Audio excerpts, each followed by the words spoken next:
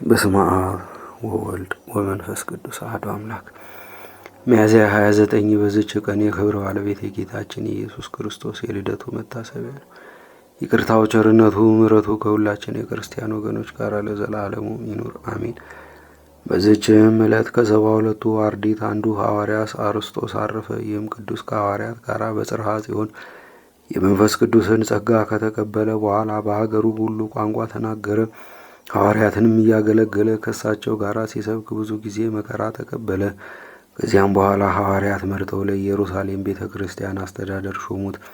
በዚችም አገልግሎት ጥቂት ቆይቶ ብናጥስ በሚባል አገር ላይ ሁለተኛ ኤጲስቆጶስነት ሾሙት። በክብር ባለቤት ጌታችን ኢየሱስ ክርስቶስ ስም በውስጧ አስተምሮ አንድነትንና ሦስትነትን በማሳወቅ የሰዎቿን ልቡና ብሩህ አደረገ። የጣዖታትንም ቤቶች አፍርሶ አብያተ ክርስቲያንን ሠራ። በክብር ባለቤት በጌታችንም ስም አጸናቸው። ታላላቅ አስደናቂ ተአምራትን በማድረግ መራራ የሆኑ ውሃዎችን ለውጦ ጣፋጮች አደረጋቸው። የደረቁ እንጨቶችንም እንዲያለመልሙና እንዲያፈሩ አደረጋቸው። በደዌ የተጨነቁ ብዙ በሽተኞችንም አዳነ። ወደ በጎ እርጅና ደርሶ እግዚአብሔርንም አገልግሎ በሰላም አረፈ።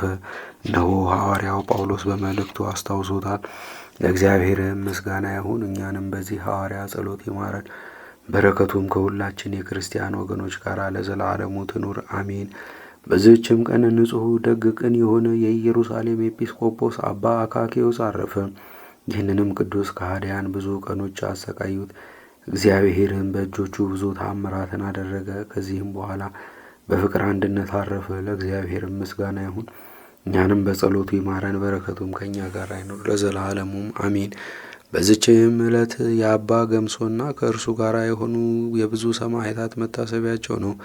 እግዚአብሔርም በጸሎታቸው ይማረን ለዘላለሙም አሜን።